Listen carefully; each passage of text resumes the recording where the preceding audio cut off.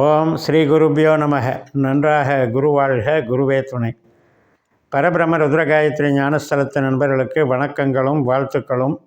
மிதுன லக்னத்திற்கு இந்த பதிவு குருவினுடைய சாரமாற்றம். நமக்கு 12ஆம் இடத்துல இருக்கக்கூடிய குரு செவ்வாய் நட்சத்திரத்தில் வக்ரகதியில் போகிறவர் சந்திரனுடைய நட்சத்திரமான ரோகிணி 4ஆம் பாதத்துக்கு மாறுறாரு. வரக்கூடிய நவம்பர் 28ஆம் தேதி ரோகிணி 4ஆம் பாதத்துக்கு டிசம்பர் 24 வரைக்கும் ரோகிணி 4ஆம் பாதத்துலேயும், அதுக்கு பிறகு ரோகிணி 3ஆம் பாதத்தில் பிப்ரவரி 4ஆம் தேதி வரைக்கும் நம்ம கணக்கு வக்கரணி வருதி வரைக்கும் நம்ம கணக்கு எடுத்துக்கலாம். இப்போ இந்த காலகட்டத்தில் நமக்கு சந்திரனை போல குரு செயல்படுகிறார் அப்படிங்கிறது பலன்கள் நமக்கு மாறும். இதுக்கு முன்னால் செவ்வாய் போல் பலன் பெற்றுட்ருக்கார், பலன் கொடுத்துட்டு இருந்தார். இந்த செவ்வாயினுடைய தாக்கத்தில் நமக்கு சில பேருக்கு வேலை சார்ந்து சில நன்மைகளை கொடுத்தா கூட செலவுகள் அதிகமாக கொடுத்துருப்பார். உடல் சார்ந்த பிணி சார்ந்த செலவுகள், அதே போல் வழக்குகள் சம்மந்தப்பட்டிருக்கலாம், வழக்கு சார்ந்து நமக்கு செலவு பண்ணுறது, எதிரிகள் தொல்லை, இது மாதிரி ஒரு செலவுகள் சார்ந்தே இயங்கிக்கிட்டு வந்திருக்கோம். ஏன்னா நம்மளுடைய மிதுன லக்னத்திற்கு செவ்வாய் ருணரோக சத்துருஸ்தானாதிபதி. அதனால் அது மாதிரியான ஒரு இதை கொடுத்துரும். இப்போ சந்திரன் வரும்போது நமக்கு தனாதிபதி, அதனால் கையிருப்பு பணத்தை இன்க்ரீஸ் பண்ணுறவர்.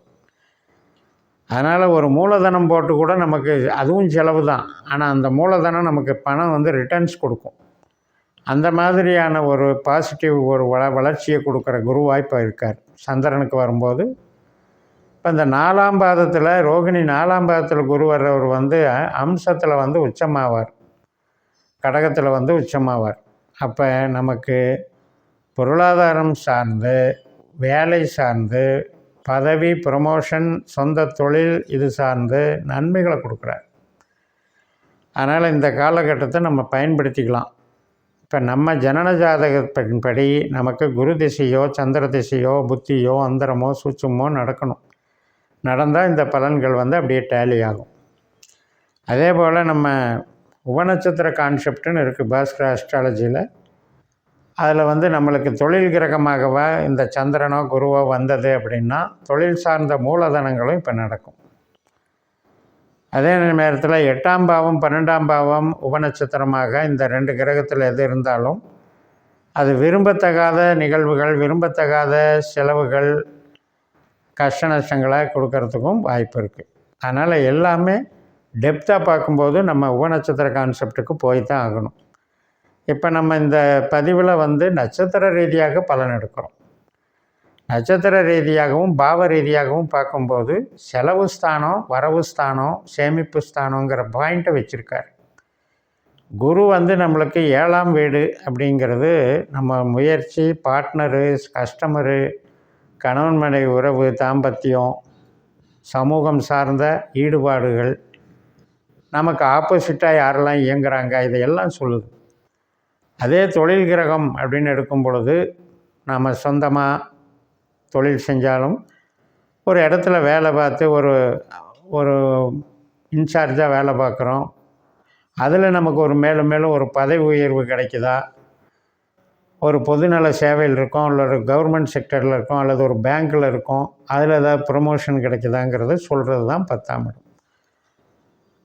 அப்போ தொழில் சார்ந்த விஷயத்துக்கு இந்த இப்போ குருவானவர் இதில் ரிஷபத்தில் போகிறது சாதகம்தான்.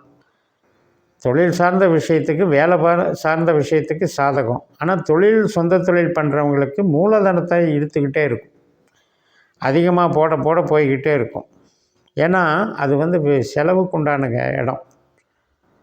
ஆனால் அதே நேரத்தில் இப்போ சந்திரனுடைய நட்சத்திரத்தில் மாறும் பொழுது இந்த ஒரு மாதத்தில், அதாவது நமக்கு டிசம்பர் 24ஆம் தேதி வரைக்கும் நவம்பர் 28லேருந்து சேமிப்புகள் சார்ந்த நன்மைகளை செய்யும், தொழில் சார்ந்த வளர்ச்சியை கொடுக்கும்.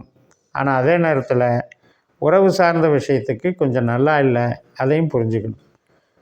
இந்த இயற்கையினுடைய படைப்பே ஒன்றை இழந்து ஒன்றை பெறுவது தான். ஒரு பாவம் இயங்கும்போது இன்னொரு பாவம் டிஸ்டர்ப் ஆகும், இன்னொரு பாவத்துக்கு எதிராக வேலை செய்யும்.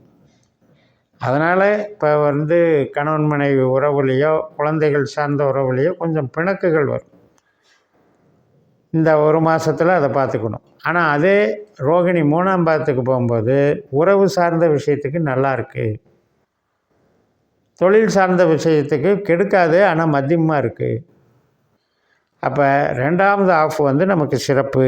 டிசம்பர் 24ஆம் தேதியிலிருந்து பிப்ரவரி 4ஆம் தேதி வரைக்கும் உள்ள காலகட்டம் நமக்கு சிறப்பாக இருக்கும். ஏன் அப்படின்னா, இந்த காலகட்டத்தோடு நிறுத்திக்கிட்டு நம்ம வந்து நமக்கு உண்டான கேள்விகளுக்கான பதில்கள் நம்ம விரிவாக பார்க்குறதுக்காகத்தான் இது மாதிரி பண்ணுறோம். இப்போ குருவனுடைய பயிற்சி காலம் வரைக்கும் நம்ம வந்து ஒரே பதிவில் சொல்ல முடியாதுங்கிறதுக்காக. அதனால் இது வந்து பிப்ரவரி 4ஆம் தேதி வரைக்கும் உள்ள கணக்கில் 2 பார்ட்டாக பிரித்து, அந்த முதல் பார்ட்டில் வந்து பொருளாதாரம் சார்ந்த விஷயத்துக்கு சாதகமாகவும் உறவுகள் சார்ந்த விஷயத்துக்கு பாதகமாகவும் இருக்குன்னு புரிஞ்சுக்கணும். செகண்ட் பார்ட்டில் டிசம்பர் 24 முதல் பிப்ரவரி 4 வரை உறவுகளுக்கு சாதகமாக இருக்குது, பொருளாதாரத்துக்கும் கெடுக்காது, நல்லா இருக்குது. என்னென்னா புதிய முயற்சிகளை அவாய்ட் பண்ணிக்கணும். ஏன்னா இப்போ வந்து ஒரு விஷயத்துக்கு புதுசாக தொடங்குகிறேன், தொழில் தொடங்குகிறேன் அப்படிங்கும்போது இந்த சமயத்தில் வந்து அது உடனடியாக பலனை கொடுக்காது. ஏன்னா விரய குரு. அதனால் அந்த ரோகிணி 3ஆம் பாதம் அப்படிங்கிறது வந்து அஃபெக்ஷனுக்கும் ஒரு உறவு சார்ந்த நன்மைகள், ஒரு திருமணம் வரன் பார்க்குறது, குழந்தை பிறக்கிறது, சுபகாரியங்கள், இதுக்கெல்லாம் சப்போர்ட் பண்ணுற அளவுக்கு பொருளாதார சேமிப்புக்கு சப்போர்ட் பண்ணாது. அப்போ இப்படி பிரித்து பார்த்து நம்ம கோச்சாரத்தை நடைமுறைப்படுத்தி கொண்டு போகணும். இப்போ நமக்கு ஒரு குரு திசை புத்தி அந்தரம் சூட்சுமம் நடக்குதோ, இல்லைன்னா சந்திரனுடைய அந்தரமோ சூட்சுமோ புத்தியோ நடக்குதுன்னா இந்த பலன்களில் வந்து நமக்கு நல்லா பொருந்தி வரும். நம்ம ஜனன ஜாதகத்தின்படி நம்ம பாஸ்கர் ஆஸ்ட்ராலஜி சிஸ்டத்தில் ஜாதகத்தை கணித்து 12 பாவத்துக்கு உபநட்சத்திரங்களை கண்டுபிடிக்கணும். அதில் 8ஆம் பாவ 12ஆம் பாவ அதிகாரியாக இந்த குருவோ சந்திரனோ வந்திருந்தால்தான் நமக்கு சிரமம். மற்ற பாவ அதிகாரிகளாக வந்திருக்கும்போது நமக்கு இந்த திசாபுத்தி அந்தரம் நடக்கும்போது நல்லது நடக்கும். ஏன்னா இந்த 2மே சுப கிரகங்கள். நமக்கு வந்து ஒரு அந்தஸ்தையும் கௌரவத்தையும் பொதுவாகவே குருன்னு எடுத்துக்கிட்டாலே ஒரு ஆன்மீகம், இறையருள் மற்றும் ஒரு நேர்மை, சத்தியம், தர்மம், இதன் வழிப்படி நமக்கு உண்டான வளர்ச்சியை கொடுப்பார். ஆனால் ஒரு சிலருக்கு அந்த பாவ ரீதியாக கெட்டவராக மாறும் பொழுது என்ன பண்ணுதோ அது மாதிரியே பிரச்சனையும் கொடுக்குறார். கௌரவ குறைச்சல். இப்போ ஒரு கோயிலில் பணிபுரிகிறவங்க, ஒரு கோயில் பொறுப்பில் இருக்கவங்கெல்லாம் வந்து தவறான காரியங்களில் ஈடுபட்டு அதில் வந்து கெட்ட பெயர் வாங்கிறது இந்த குரு கெட்டுப்போனால் தான். அதே மாதிரி பணத்தை வந்து நம்பர் 2ல் சேர்த்து வச்சு பிளாக் மணி அதிகமாக வச்சு ரெய்டுகளில் வந்து நமக்கு பாதிப்பு வர்றதும் இந்த குரு கெட்டு போகிறதுனால தான். அது மாதிரி நல்ல கிரகம் கெட்ட கிரகங்கிறது பாவ தொடர்பில் வச்சு தான் நம்ம முடிவு பண்ணணும். அந்த வகையில் இந்த பதிவை பயன்படுத்துங்கள்னு சொல்லி நிறைவு செய்கிறேன்.